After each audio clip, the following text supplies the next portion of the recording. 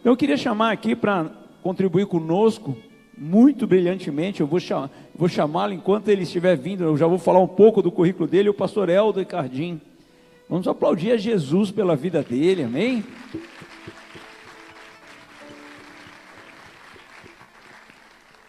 Então o pastor, ele é bacharel em teologia, com ênfase em educação cristã e ministério pastoral. Ele é chanceler das escolas teológicas da Palavra da Vida Brasil, consultor sênior de educação teológica para a América Latina, pastor da primeira Igreja Batista de Araras, em São Paulo, casado com a senhora Juliana, pai do Lucas e do Tiago. Então, a partir de agora com vocês, o nosso pastor Helder. Muito obrigado, pastor, por estar aqui conosco. Deus abençoe.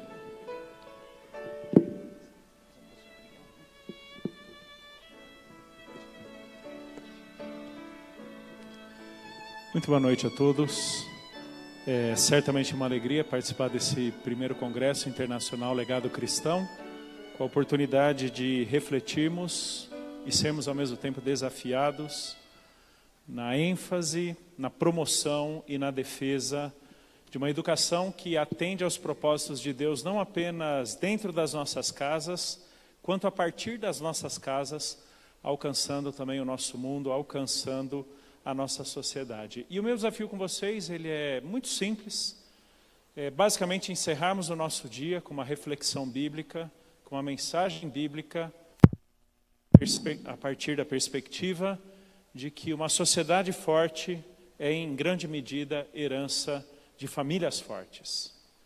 E eu estive há poucos dias atrás participando de um sepultamento de uma senhora da nossa igreja, uma senhora já com um pouco mais de 70 anos de idade, e que todo o testemunho que é dado dessa mulher, e ela juntamente com seu marido, ele pastoreou a nossa igreja ali por quase 15 anos, e já há muitos anos fora da igreja, podendo ouvir do tempo do velório até o sepultamento, o impacto, o legado daquela senhora na vida de algumas gerações que passaram pela primeira Igreja Batista de Araras. É impressionante que, de pessoas que falando sobre casamentos restaurados, pessoas que foram levadas a Jesus pelo ministério daquela mulher, bem como gente que foi restaurada na sua vida pessoal por causa do uso que Deus fez daquela mulher na vida daquelas pessoas. E aí, enquanto eu refletia naquele momento de velório e sepultamento, eu me lembrei de 3 outros sepultamentos que eu também tive a oportunidade de participar e de alguma forma até atuar neles, que foi de 2 dos meus professores que me precederam no Seminário Bíblico Palavra da Vida, cada um dos velórios, cada um dos sepultamentos, contando com muitas centenas, para não dizer 1000 e poucas pessoas. Me lembro também do sepultamento do Dr. Russell Shedd, aqui na cidade de São Paulo. A quantidade de gente testemunhando do impacto da vida desse homem, na sua vida pessoal, na sua vida familiar, nas suas igrejas, e também no papel que esses crentes desempenham no mundo. Eu diria para vocês que isso é legado. Legado não é simplesmente o conjunto de informações que você deixa para a próxima geração. Não é simplesmente algo que você entrega como propriedade para usufruto da próxima geração. Mas de alguma forma, e em grande medida, legado é aquilo que você, não mais estando presente nesse mundo que virá diante de você, porque eu e você somos limitados, somos finitos, um dia morreremos. Quando então eu e você alcançaremos propósitos e realidades que nós mesmos nunca viveríamos, mas nós as alcançaremos por meio de pessoas a quem influenciamos. Isso é legado. Legado não é uma propriedade que você entrega, embora o dicionário defina desta forma. É uma propriedade, um conjunto de informações ou uma herança. Do ponto de vista bíblico, legado é muito mais a influência que você exerce em gerações futuras, quando essas gerações dão sequência em convicções, em práticas, que não apenas elas experimentam nelas mesmas, senão elas também dão sequência a gerações futuras, porque elas acreditam que aquilo que legaram a elas é verdade fundamental ou essencial para toda a sua existência. Se você já leu o livro do Neil Postman, um sociólogo norte-americano, chamado O Desaparecimento da Infância, ele diz logo na introdução deste livro, falando mais especificamente, pelo próprio nome do livro, Desaparecimento da Infância, de que crianças são como mensagens vivas que mandamos para um tempo que nós mesmos não veremos. Crianças são mensagens vivas que enviamos a um futuro, a um tempo, a um momento da história que nós mesmos não viveremos. Em alguma medida, isso é legado do ponto de vista bíblico. É quando você alcança realidades e possibilidades que você nunca as viveria se não fosse por meio de outras pessoas que darão sequência a convicções, práticas que você as legou ou que você as ensinou. Quando eu penso em legado, eu estou pensando mais especificamente naquilo que então nós imprimimos, naquilo que nós compartilhamos, naquilo que nós formamos ou talhamos em pessoas, em gerações que darão sequência muito além da nossa própria geração. Você consegue encontrar essa informação em alguns livros e também em vários sites da internet, já de muitos anos.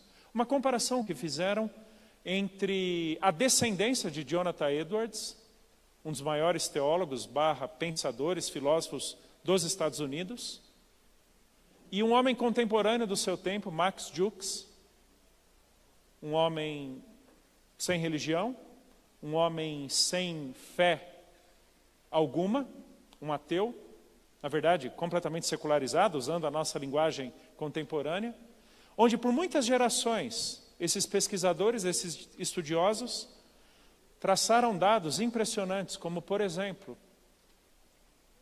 o impacto ou a influência que as gerações posteriores a Jonathan Edwards trouxeram não apenas para suas famílias, não apenas para suas igrejas, não apenas para suas cidades, senão para toda a nação norte-americana. E ao mesmo tempo, traçando a linhagem, a descendência de Max Jukes, que desgraça, que desgraça. Minha preocupação nessa pesquisa nem foi tanto o aspecto financeiro, o quanto cada um produziu, o quanto cada um deixou de riqueza para os Estados Unidos, mas num determinado momento nessa pesquisa, calculou-se qual foi o custo negativo, desastroso, custo financeiro que a família, a descendência de Max Jukes, trouxe para os Estados Unidos.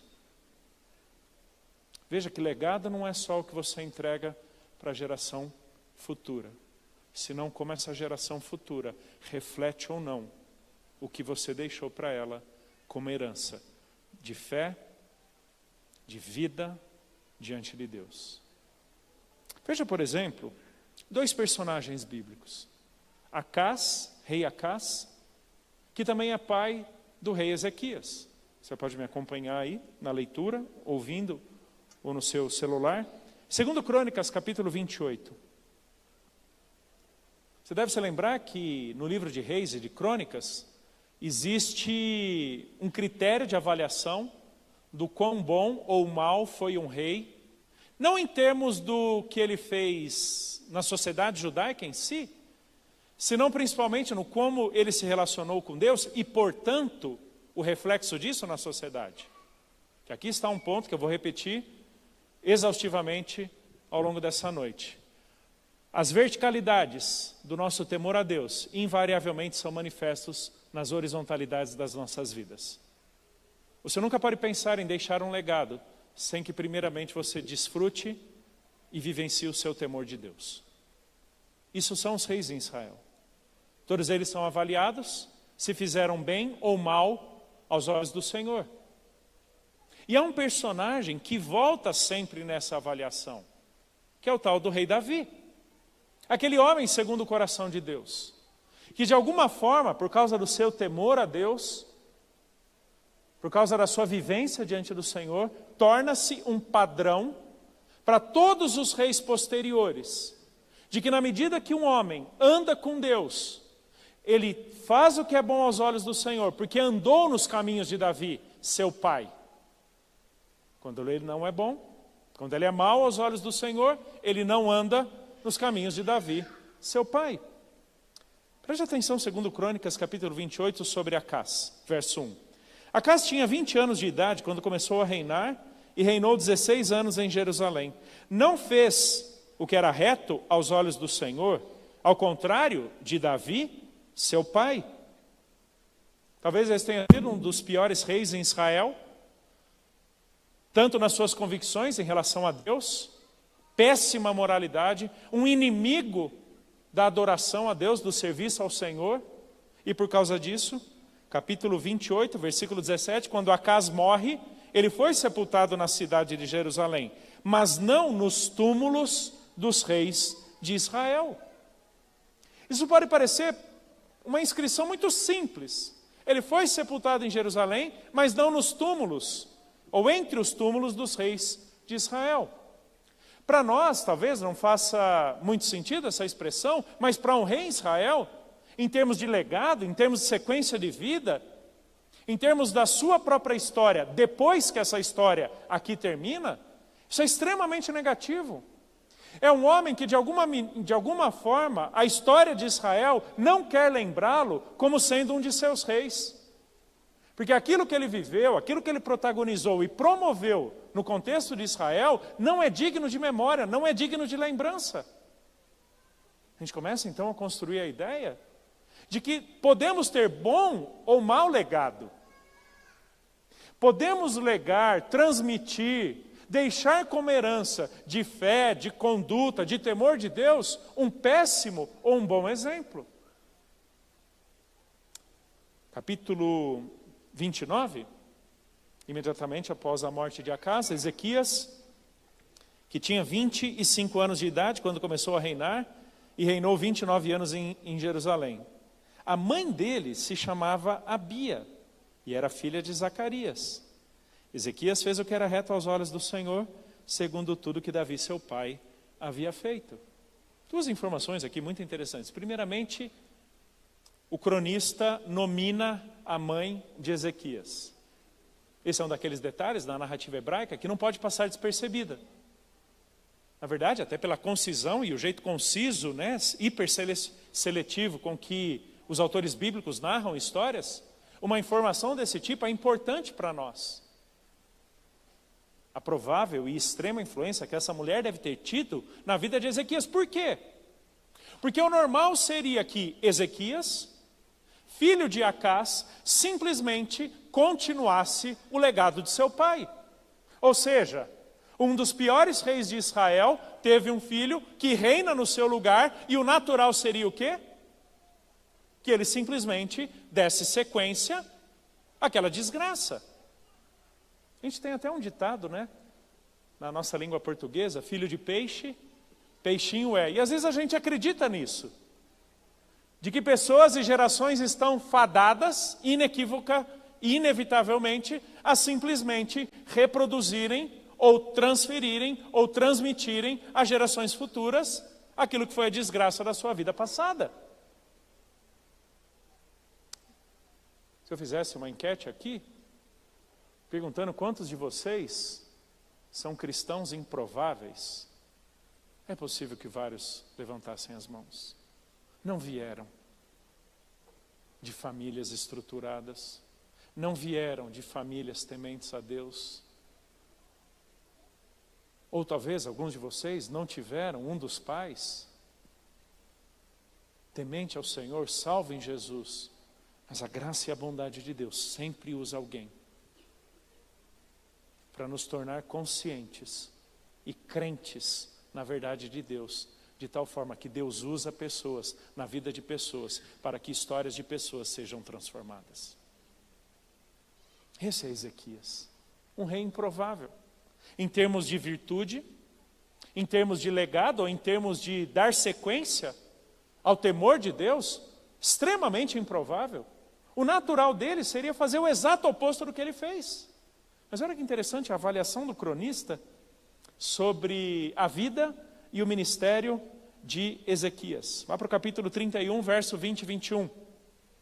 Segundo Crônicas 31, 20 e 21. Foi isso que Ezequias fez em todo Judá. Fez o que era bom, reto e verdadeiro aos olhos do Senhor seu Deus. Em toda a obra do Senhor seu Deus. Em toda a obra que Ezequias realizou, no serviço da casa de Deus, na lei e nos mandamentos, para buscar seu Deus, ele o fez de todo o coração e foi bem sucedido. Preste atenção na avaliação do cronista. Em tudo o que ele fez em Judá, ele fez o que é bom, o que é reto e verdadeiro aos olhos do Senhor. Queridos, pessoas improváveis, na mão de um Deus gracioso, são pessoas que não apenas interrompem histórias catastróficas, senão também são capazes de legar uma história, um modelo, um exemplo que repercutirá por diversas outras gerações depois da sua própria. Esse é Ezequias. Gosto muito de Davi, mas meu rei favorito é Ezequias. Por causa da improbabilidade de ele fazer aquilo que ele fez. Eu não tenho dúvidas que quando o cronista nomina a sua mãe, não estou menosprezando de forma alguma a figura do pai. Pelo contrário, a improbabilidade de Ezequias ser um bom rei é justamente seu pai ser um péssimo pai. Mas veja a importância que possivelmente essa mulher teve diante de Deus, de poder, paralelamente ao próprio rei Acás, formar o temor de Deus na vida de Ezequias. E é por isso que então, no final do verso 21, dizem, tudo que ele fez, ele o fez de todo o coração, e por isso foi bem sucedido, por isso prosperou. É por isso que então a história de Ezequias, embora tenha um episódio negativo contra ele, é também por isso que eu gosto de Ezequias, porque ninguém está imune à arrogância e ao orgulho do próprio coração, mas isso seria uma outra conversa. A despeito disso, veja como termina a história de Ezequias no verso 33 do capítulo 32 de 2 Crônicas. Ezequias morreu e foi sepultado na subida para os túmulos dos filhos de Davi. Olha que interessante.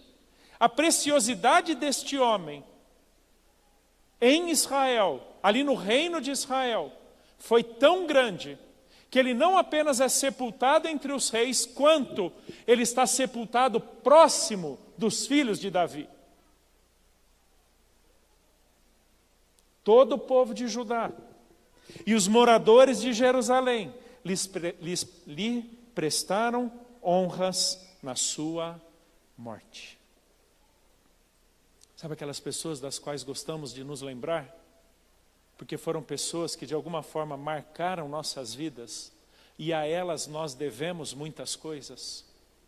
É isso, queridos, isso é legado. É quando reconhecemos a dignidade ou honra de alguém nas nossas vidas, não tanto por quem elas sejam em si, como se pudesse a cada uma delas ser isenta de pecado ou isenta de imperfeição. Não, mas a maneira como Deus as usou para transformar realidades, mudar vidas e histórias, como por exemplo foi Ezequias. Ezequias, ele tem um ministério sensacional. Ele manda reabrir o templo, purifica ali, limpa toda a promiscuidade que havia sido promovida por seu pai, reestabelece a Páscoa, reinstitui o serviço sacerdotal, assegura que a lei de Deus seja ensinada no contexto de Israel, e isso perdura por todo o seu tempo. Isso é legado. Não é apenas o que você deixa para alguém, mas o como você vê na vida desse alguém refletido, seu ensino, sua influência, seu impacto, a sua herança. É por isso que há um estreitíssimo relacionamento na palavra de Deus entre legado e temor do Senhor. Olha, por exemplo, Provérbios capítulo 14, verso 26. Quem teme ao Senhor tem forte amparo, e isso é refúgio para os seus filhos. Quem teme ao Senhor tem forte amparo, e isso é refúgio para os seus filhos. Interessante que o conceito de temor de Deus, muito presente na chamada literatura sapiencial, como exemplo, Eclesiastes, Provérbios, livro dos Salmos, nós entendemos que temor de Deus tem basicamente dois conceitos ou duas expressões que nos ajudam a entender o seu significado. Primeiro,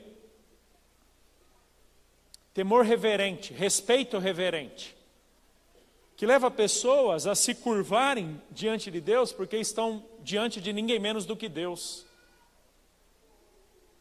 Esse respeito que nos faz adorar ao Senhor. Como diz um amigo, levar Deus a sério.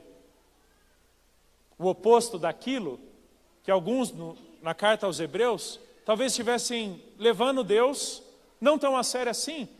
E então o autor de Hebreus diz que Deus é fogo consumidor.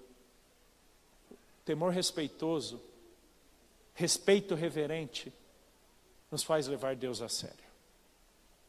Um Deus que não é só Deus na igreja, senão também na família. Um Deus que é Deus não apenas meu individual, na adoração secreta ou reclusa a Ele, mas também na publicidade da minha vida, independente de onde quer que eu esteja. E o segundo conceito do termo temor é pavor, medo. Porque eu estou diante de ninguém menos do que Deus. E de Deus não se zomba, com Deus não se brinca. Com Deus não se negocia relativamente sua verdade. O Deus da aliança não é o Deus que fala com meias palavras. Não é um Deus que varia ou muda com o tempo ou se adequa às circunstâncias ou contingências. Não, isso não é o Deus das Escrituras. É por isso que eu digo, até entendermos e vivermos o temor de Deus, queridos, nós não teremos condições de legar algo que vá durar além da nossa própria vida. E essa é a ideia de um daqueles 5 missionários que saíram dos Estados Unidos para pregar a tribo dos índios Auca, ali no Equador, e numa dessas tentativas acabaram sendo mortos. A esposa de um deles, que é esse que eu vou citar, Jim Elliot, a esposa dele, Elizabeth Elliot, que tem sido muito traduzida no Brasil, tanto pela Edições Vida Nova, quanto pela editora Fiel, diz o seguinte, Jim Elliot: não é tolo o que dá, o que não pode guardar, para ganhar aquilo que não pode perder. Isso é legado. Porque quando você entende diante de Deus que sua vida é dele, o valor dela está em Deus e não nas conquistas que alcançamos em terra. Ou seja, quando você entende diante de quem você está, por quem você vive e para quem você vive, não é tolo o que dá, o que não pode guardar, para ganhar aquilo que não pode perder. Esse mesmo Jim Elliot disse: invista a sua vida naquilo que vai durar além dela mesma. Foi uma geração de missionários que impactou toda uma geração de jovens norte-americanos. Inclusive a organização na qual eu trabalho e represento é fruto desse movimento que foi impactado por Jim Elliot e tantos outros daqueles irmãos que deram suas vidas entre a tribo dos índios Auca no Equador. Isso é temor de Deus, queridos. É quando a preciosidade da nossa vida está em Deus, não nos prazeres que desfrutamos nela enquanto em vida.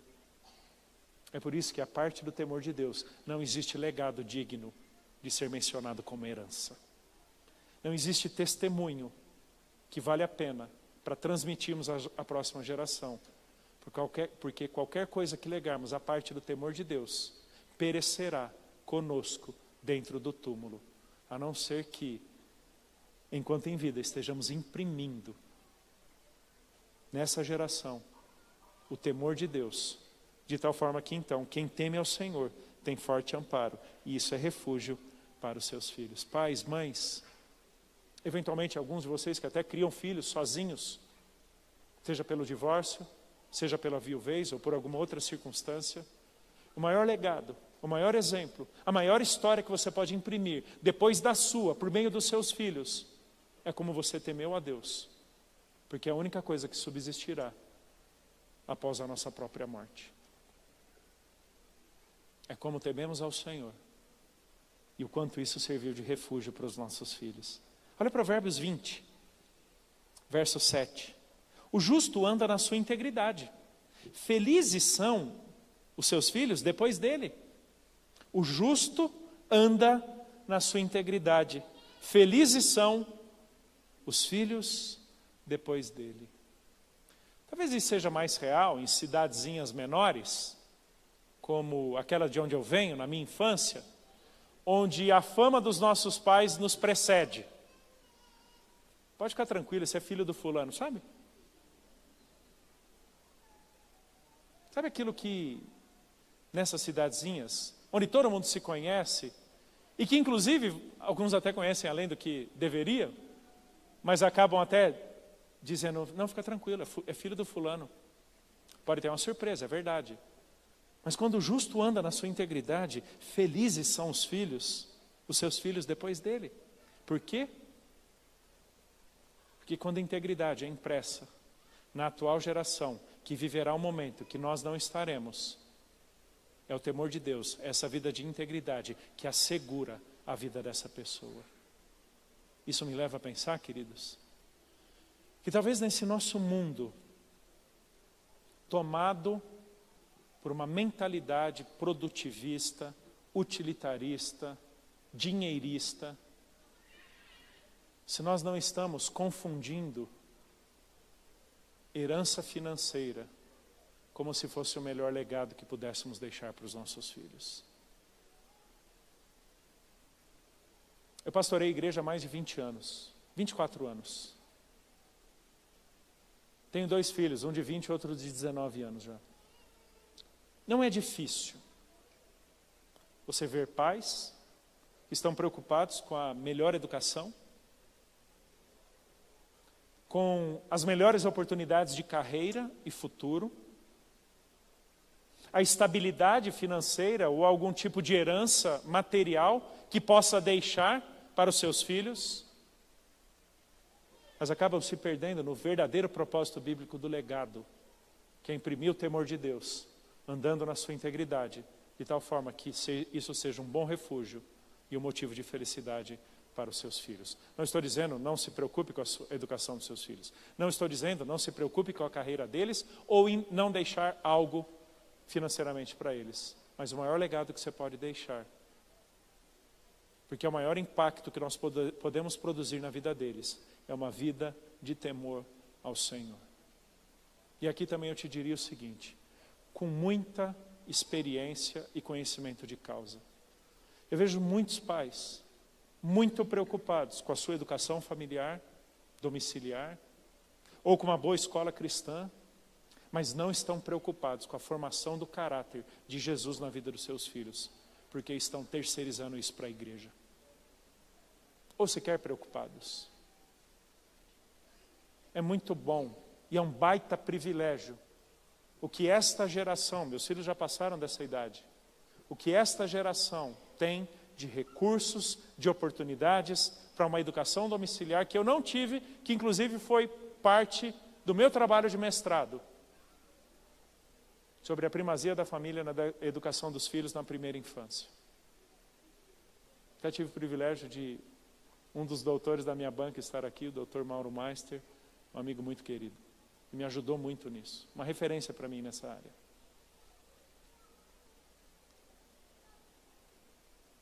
Muitos pais que estão absurdamente preocupados, tomados pela educação intelectual dos seus filhos dentro de casa, com os melhores materiais que existem, mas sem a mesma preocupação de que o temor de Deus, o caráter de Jesus, seja formado em seus filhos. Queridos, o maior legado que vocês podem deixar para os seus filhos é uma vida de reverência ao Senhor, uma vida que leva a Deus a sério, porque qualquer que seja o futuro que eles venham a ter,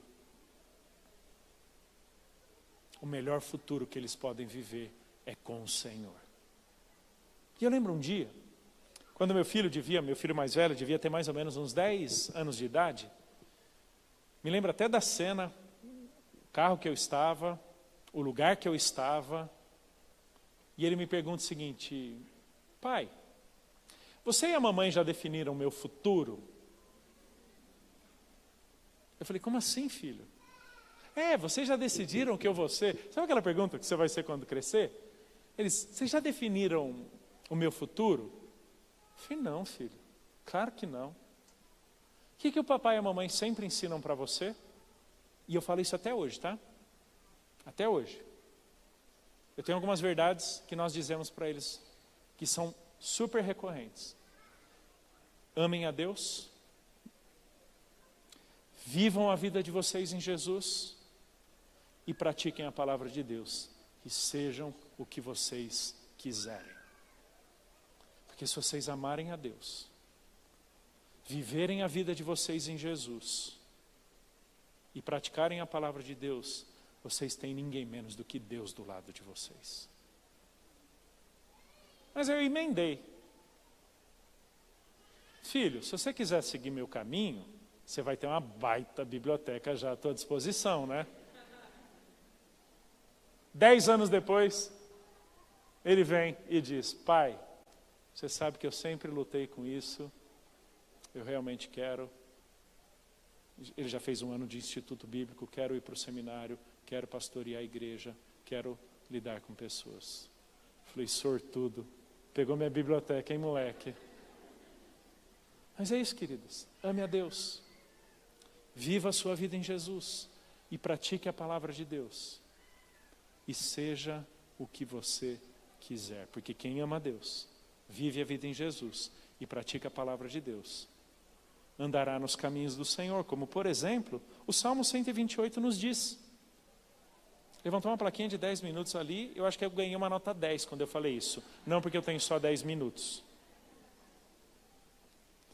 Gostaria de ter tempo para expor conjuntamente as intersecções do Salmo 127 e o 128, mas eu quero ler rapidamente, fazendo algumas considerações aqui, Salmo 128. Verso 1. Bem-aventurado aquele que teme ao Senhor e anda nos seus caminhos. Do trabalho de tuas mãos comerás, feliz serás e tudo te irá bem. Tua esposa, no interior de tua casa, será como a videira frutífera, teus filhos como o rebento da oliveira, à roda da tua mesa. Eis como será abençoado o homem que teme ao Senhor. O Senhor te abençoe desde Sião, para que vejas a prosperidade de Jerusalém durante os dias de tua vida. Vejas os filhos de teus filhos, paz sobre Israel. Acho muito interessante 2 progressões que este salmo nos apresenta. Você percebeu que ele começa com o indivíduo, aquele que teme ao Senhor? É uma pessoa. Mas depois a figura, ela progride para um casamento, um casal. E não para aí. A figura progride, eu digo a cena que está sendo pintada, progride para uma família um pouquinho maior, com os filhos. Você tem um indivíduo, você tem um casal, e aí você tem filhos.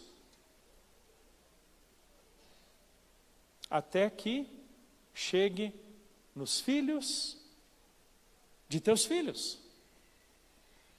Pelo menos 3 gerações envolvidas, ecoando Deuteronômio capítulo 6, aquele capítulo que a gente tanto rememora e tanto ensina, do falar da palavra de Deus assentado, levantando, andando pelo caminho, parado em casa, seja lá onde for. Se você voltar para o verso 1 e 2, você verá que Deus deu essa lei para que os pais não apenas a tenham consigo, senão também leguem para a próxima geração, como se deve viver com Deus, para que a próxima geração faça o quê? Legue para a seguinte. 3 gerações envolvidas. E é interessante até, queridos, como Provérbios lida com esse aspecto intergeracional. Capítulo 17, verso 6. Coroa dos velhos são os filhos dos filhos, e a coroa dos filhos são os pais. Coroa dos velhos são os filhos dos filhos, e a glória dos filhos são os pais. De alguma forma, o nosso legado será medido não tanto nos nossos filhos, mas nos nossos netos. Porque se eles se eles tiverem isso incutido em suas mentes, o temor de Deus, a vida em Jesus, eles não se verão, senão também desafiados e obrigados a criarem seus próprios filhos nisso. E não subestime o poder do legado. Leia depois, Jeremias capítulo 35, a história dos recabitas. 250 anos de distância entre a decisão de um homem e o ensino dele aos seus filhos. E 250 anos depois, aquele ensino está reverberando de geração em geração. Coroa dos velhos são os filhos dos filhos, e a glória dos filhos são os pais. Ensine seus filhos, crie-os no temor de Deus. Entenda essa progressão, o indivíduo, o casamento, os filhos e os filhos dos filhos,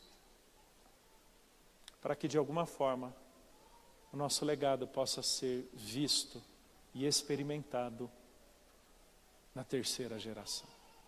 Porque a segunda creu, teve aquilo por fundamento e baliza em suas vidas, que não pensou em outra coisa, senão também legar para a geração seguinte. É isso que me leva de novo a dizer que legado não é simplesmente algo que você entrega para a próxima geração, senão principalmente como você influencia gerações vindouras, mesmo não estando aqui, mas a partir ou por meio daquilo que você incutiu naquela primeira geração. Uma segunda progressão muito interessante aqui nesse salmo é que ele vai falar, e tem tudo a ver com o meu tema, e eu caminho para o final, é a progressão do indivíduo para a casa, da casa para a cidade, quando ele fala de Sião e Jerusalém, e da cidade para a nação.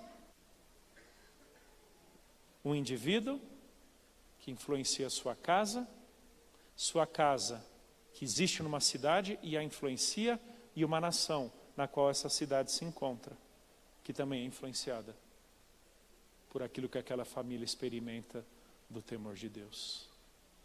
Às vezes eu vejo, queridos, que estamos querendo ganhar o Brasil, mas não estamos dispostos a pastorear nossa própria casa. Não pule essas esferas. Não pule.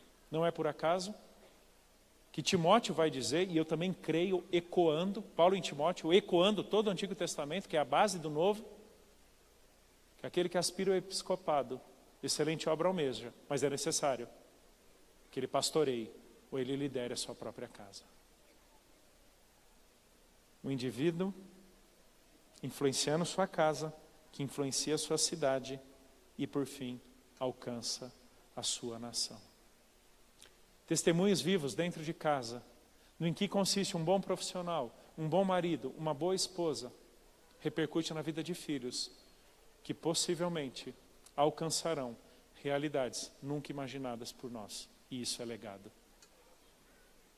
Parafraseando J.I. Packer, que cita um outro autor, analisando o testemunho e o legado dos puritanos, ele diz que hoje nós somos como pigmeus, montados nos lombos dos gigantes da fé, os quais nos permitem enxergar e alcançar mais longe.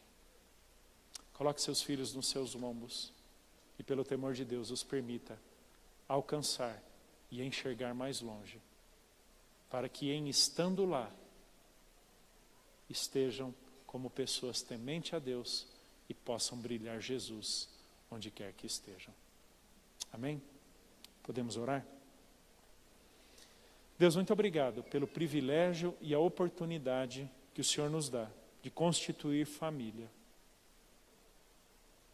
E aquela decisão, aquele teu pacto um dia com Abraão, de que nele, por meio dele, todas as famílias da terra seriam benditas, eu te agradeço, ó Deus, porque em Jesus nossas famílias são benditas. Mas eu peço também, Deus, que o Senhor nos dê essa coragem, essa disposição e intrepidez de investirmos de tal forma nas nossas famílias, nesse mundo mau, perverso, corrupto, como a tua palavra diz, para que por meio dela alcancemos realidades que nós mesmos não estaremos aqui por já estarmos mortos, mas alcancemos pelo temor de Deus que essas próximas gerações viverão a partir do nosso legado. Deus, ajude-nos em casa, no trabalho, na universidade, na igreja, onde quer que estejamos, a evidenciar de tal forma o temor de Deus, que nada mais seja necessário para o legado daqueles que virão depois de nós. Oramos assim em Cristo Jesus.